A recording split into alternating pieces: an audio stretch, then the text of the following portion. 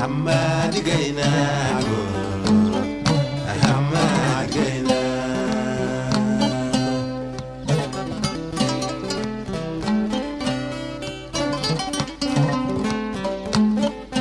Hamadi Gainago, Hamadi Gaina, Kunai.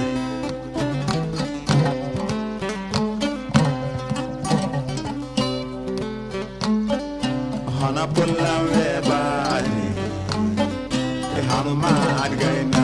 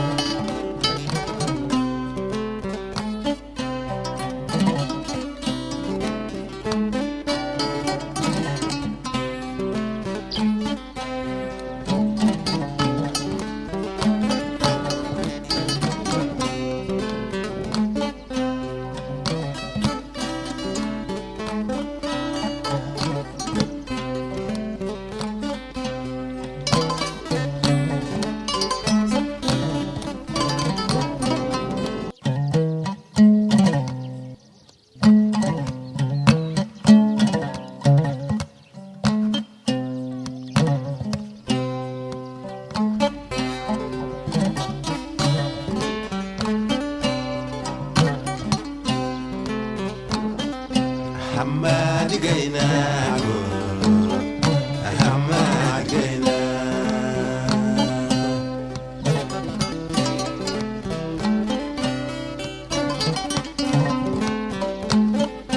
Hamadi Gainago, Hamadi Gaina, Kunai.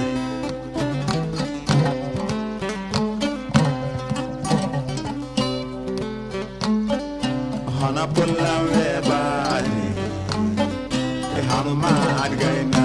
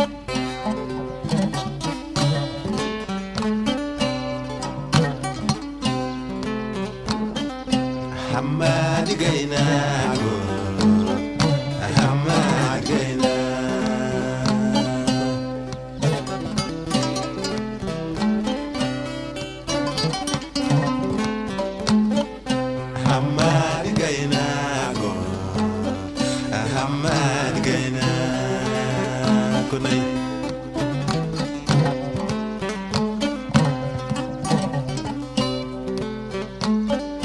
hana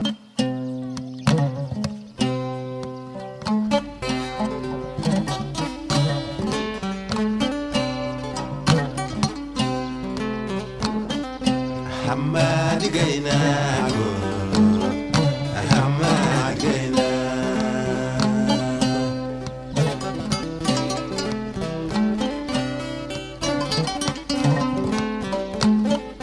Hamadi gaina go Hamadi gaina kunai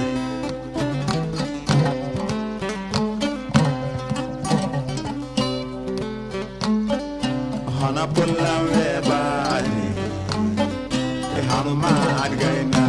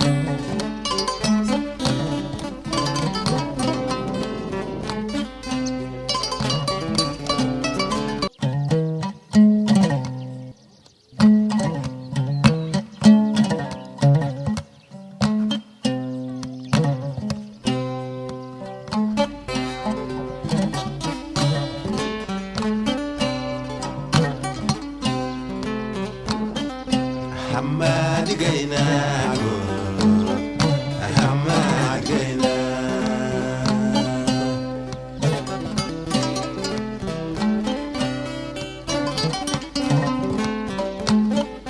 Hamadi gaina go Hamadi gaina kunai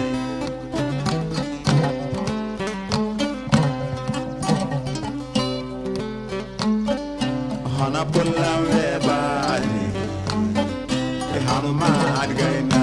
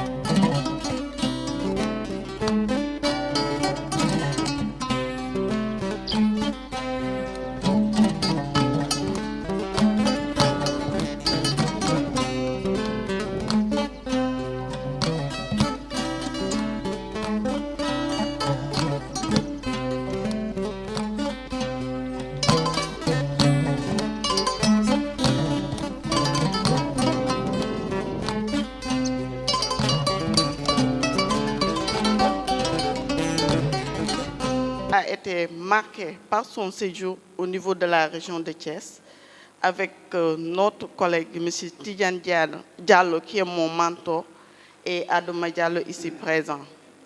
Et encore une fois, merci M. Fadel Thiam pour le choix porté sur notre structure pour abriter cette exposition. Comme je le disais tantôt, c'est une première. Donc, on va essayer à l'avenir de parfaire l'exposé et de l'amener au niveau des régions, surtout à Thiès ou même à l'international. C'est encore l'occasion pour remercier M. Adama Diallo, Mme Fatkine Kounou pour la belle coordination, M. Bay Amadi Fall aussi et Moulay pour la communication, ou tous ceux qui de près ou de loin ont participé à la réussite de cette exposition. Féliciter aussi notre ministère de tutelle, le ministère de l'Artisanat et du Tourisme, et aussi, comme je le disais tantôt, tous les partenaires qui ont contribué à la réalisation de cette exposition. Je sais que ce n'était pas facile, mais il fallait, vous l'avez fait, M. Fadel. Encore, vous avez nos félicitations et merci au nom du ministre et de la direction des arts surtout. Merci pour tout. Fadel Thiam, conservateur, professeur. Merci beaucoup. Donc, Monsieur le secrétaire d'État à la culture, qui était invité, Monsieur le directeur des arts, Madame la directrice de la Maison de la Culture d'Outre-Sec, Madame et Monsieur, chers invités, je tiens d'abord à vous remercier très sincèrement de votre présence pour l'inauguration de l'exposition qui porte sur l'histoire des chemins de fer du Sénégal et au-delà de l'Afrique occidentale française. Je remercie particulièrement le ministère de la Culture, de l'Artisanat et du Tourisme pour son appui financier octroyé par le biais de la Direction des Arts qui a permis l'organisation de cette exposition. Nous aurions souhaité faire précéder cette exposition d'un panel animé par des experts de cette histoire et mettre en mouvement la version digitale de l'exposition, mais les moyens disponibles ne l'ont pas permis. Toutefois, si l'une des structures du ministère est intéressée à accueillir un panel sur le sujet, nous serons disposés à travailler avec elle et à y installer l'exposition. Cette exposition est le fruit de plusieurs années de recherche et de collecte sur les différents axes ferroviaires de Dakar à Saint-Louis et de Dakar à Kidira. Cette exposition retrace à travers les textes et images la dimension historique, juridique, sociologique, économique et surtout la lutte syndicale des cheminots pour l'amélioration, qui ont lutté pour l'amélioration des conditions de vie, leurs conditions de vie durant et après la période coloniale française. La lutte syndicale qui avait conduit à plusieurs grèves des cheminots, dont la plus longue fut celle de 1947-1948, dirigée par Feu Ibrahim Assar, et qui dura 5 mois et 10 jours, et paralysa tout le réseau des chemins de fer de l'Afrique occidentale française. En effet, le rail constitue un moyen de transport privilégié pour le déplacement des produits pondereux sur les longues distances à destination et en provenance des pays de l'Interland et participe ainsi au désenclavement économique de ces pays tout en contribuant à faire reculer la pauvreté. La construction du chemin de fer fut souvent difficile, douloureuse pour les populations locales, lente, s'étendant sur presque un siècle, comme le montre François Dupré-Latour dans son ouvrage Les chemins de fer en Afrique. Elle a eu des coûts prohibitifs, surtout des coûts sociaux qui sont souvent sous-estimés. Oppression administrative, travail forcé, délaissement des champs générateurs de disettes, victimes de nombreuses victimes qui se comptent par milliers. Donc le chemin de fer dans l'océan Congo avait engendré plus de 16 000 morts. Le parcours donc muséographique de cette exposition débute par le contexte historique de la création des régies des chemins de fer et de la Société nationale des chemins de fer, avant d'aborder les aspects liés aux infrastructures, aux locomotives, à la formation des cheminots, à la dimension économique du transport ferroviaire et enfin à la conservation et à la préservation du patrimoine industriel ferroviaire. Pour terminer, nous pouvons à ce niveau féliciter la direction du patrimoine culturel d'avoir classé cette gare dans le patrimoine culturel et historique national. Après avoir eu l'occasion de visiter la Cité du Train à Mulhouse, en France, l'un des musées du rail les plus importants de l'Europe, et avoir visité un musée du rail entièrement conçu par des cheminots à la retraite, à Rosny-Souba en France, je reste convaincu que le Sénégal ou l'Afrique méritent un musée du rail ouest-africain digne de son nom pour la préservation et la conservation de ce riche patrimoine historique ferroviaire.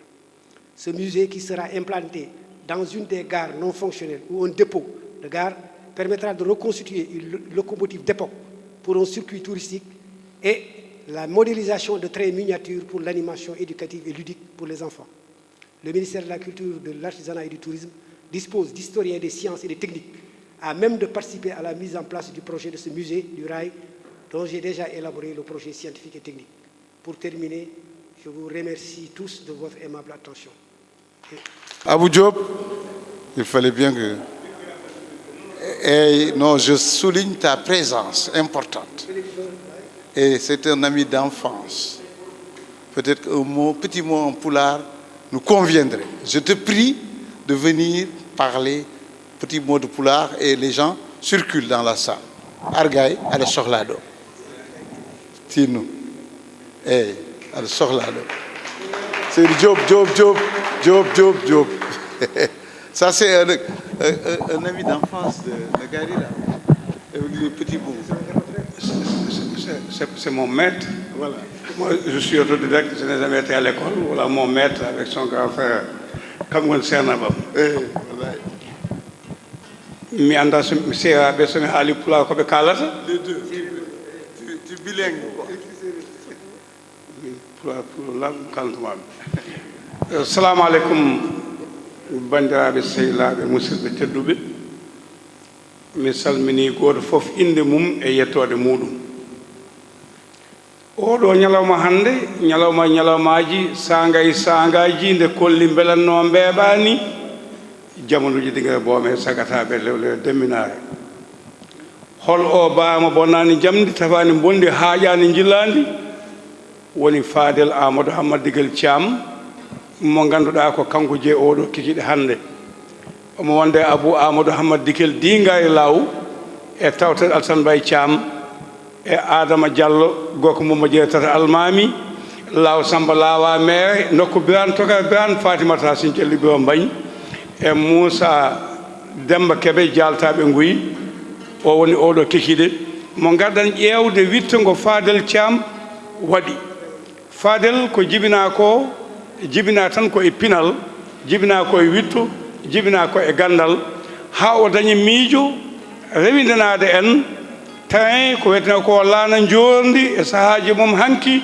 so wagoji ɗe dilli wutti wonko yimɓe ciftotono no Bouyel Mogdar wano hanki to Fulorde Sénégal ko noon raay oto raay wano ɗo e nder jeeri ndi Fadel rewindima gila eɗen gone AOF Afrique occidentale française Fadel rewindima gila nde yeehi les 4 communes du Sénégal Fadel rewindima no yimɓe ɗannortono ɗo gummo ɗo jaaha Mali paya Niger e ko nandi hen e dendagal nokkuji so wiyama Thiès wiya Benedek ñaari gar Fadel woni Thiès ubbiti toon waɗi ngoɗo witto ngo ganduɗa mawɓe mayɓe ɓe hande so garti maɓe jiito koye mabɓe ko waɗi ko laana funnague e hirnague rewo e worgo Fadel Thiam indema windirama Alkule Kange nde ganduɗa Sénégal naɓe fof no gandi an e Adama Diallo Sehilma kala ɗo ndewno ɗon on golli en jetti Allah e nelaɗo jignaɓe en jetti laamu leydi Sénégal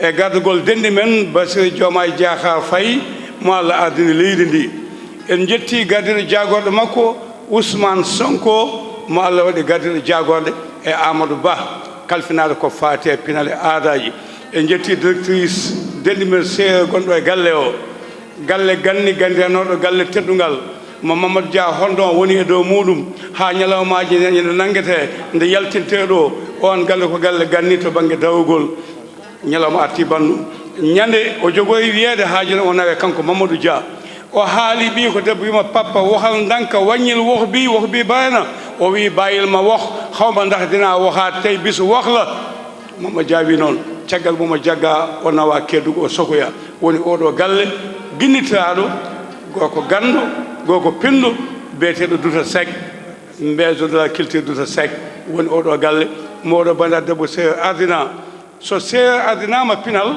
ardinama ko jeeyi sehaɓe ko yimɓe pinal ko yimɓe cosaan ko yimɓe aada ko yimɓe fandiyankoɓe kadi ko dendiraɓe men en beltanima Allah e nelaɗo en mbi adama yo Allah hokku en puɗɗen bisimillahi yen jomni alhamdulillah ko professeur PCA musée de civilisation o yettama o jarnama jetto joguiɗen fuɗɗimalaɗo haaɗi woppude haaju mum e hammum a tawta e oɗo kikiɗe yimɓe pamɗata puuyat koye ɗo ko fof ko kaduji hay goto wona ɗo huweya kala mo jiiɗa debbo e gorko e suka e mawɗo ko nder ɗo pinal woni gurdam aduna o Abou Amadou Hamad Dikel gorko koole ole kayakaji kartedi ngaji saranayi ɗe juuɗe gorko ciiwa e ceewele ƴibbe ƴiwole ƴibbata ƴiwatanayi mbewle joni samba jora jaaɓe jora aynaɓe kono noon ko gorko mo ganduɗa ko Medina jaaɓe mari kuuro ka mbortu guesal jaaɓe Hamadele falo Allah a tawama oɗo ñalawma e Amadou Accal Gueye holko mbiɗa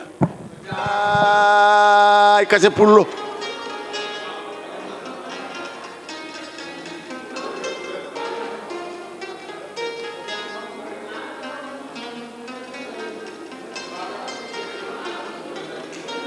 nde waymi ko dunde saɗel naɓe weeri namnimi lawol daara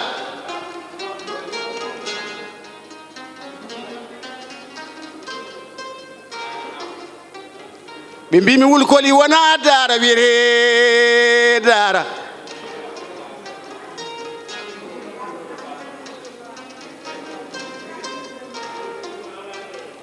ɗon wiyete ko wala daalina e daral salamu daral bil haggi mango malango pali mali gaysiri mali ganke tillere lojji weeli gara ndewmi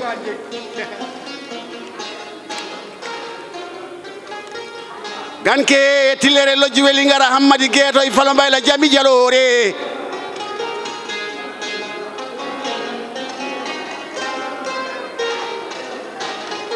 ngesa bayi palimpa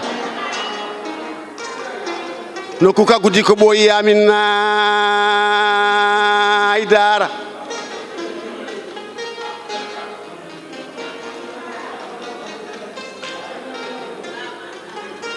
daara ndumɓe baba yale ndumɓe Amadou Sidi Malik takko dewe dembe woocoy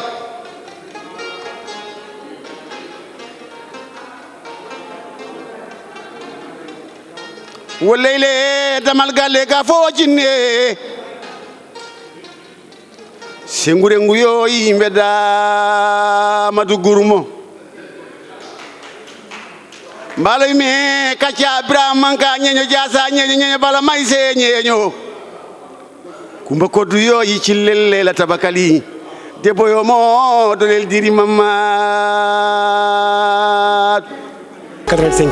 Donc cette ligne, d'ailleurs dans l'exposition nous avons déjà le discours qui a été fait par le gouverneur colonial et la réponse par le gouverneur local. Donc vous avez donc quelques photographies de locomotives que vous voyez ici. Bon voilà, ici nous avons la dernière locomotive à vapeur. La dernière locomotive à vapeur au Sénégal. Et elle datait de 1893. Voilà, donc c'est la Lindienne à Kaolack. Ah, donc voilà, donc maintenant vous avez d'autres locomotives également. Et là nous avons le discours inaugural de Arigoni. Il y a beaucoup de gens qui ont entendu parler d'Arigoni, un train qui était très très populaire. Donc ça a été inauguré par Khalil Sall, ancien directeur de chemin de fer. Donc là, on a parlé donc toujours des locomotives ici. On parle de la locomotive à vapeur. Et maintenant, toutes les autres locomotives, c'est des BB, plus maintenant le nombre. BB30, B130, B30, etc. Donc c'est les locomotives. Donc là, nous avons donc le travail. Donc il y a aussi des locomotives d'époque ici. Voilà. Donc là, comme je le disais, c'est à Kaolack, cette locomotive. Donc c'est la première locomotive à vapeur qui était au Sénégal. Donc à Lindiane, donc près de Kaolack, donc la compagnie Lindiane. Bon là, vous avez donc les travaux de chemin de fer, les travaux pour les restaurations, la fabrique des traverses. Nous avons donc le soudage. Donc c'est le travail technique qui se faisait, la pose des traverses, des rails. Voilà, donc nous avons tout ça, donc bourrage de la voie, donc ramlon, exposition. J'ai dit et tarikh chemin de fer. Donc le chemin de fer là la njordi. Histoire non en puddima dum exposition fudi ko gila et première ligne chemin de fer mo Dakar Saint-Louis on fo ɓuri ɓoyde 183 1985 ɗum woni première ligne chemin de fer o komo Dakar Saint-Louis caggal ɗum noon ligne uji goɗɗi mbaɗama ligne uji goɗɗi paaɗi Dakar Diourbel paaɗi Kaolack paaɗi ɗum dokku Sénégal fof ha yetti Mali donc histoire o noon omo heewi no feewi e kadi en kaali kadi histoire grève aji ɗi cheminot ji ɗi kañumen mbaɗi grève aji kewɗi 1919 1938 1947 48 noon woni grève ɓurɗo juutde o grève o juuti woni lebbi joyyi e balɗe sappo donc so ɗum ɓeɗi noon ma en kaala kadi aussi exposition kadi ne haala e affaire matériel utilité ɗo mana laaɗe jooɗi ɗe utilino ɗe e laaɗa locomotive mo wiyete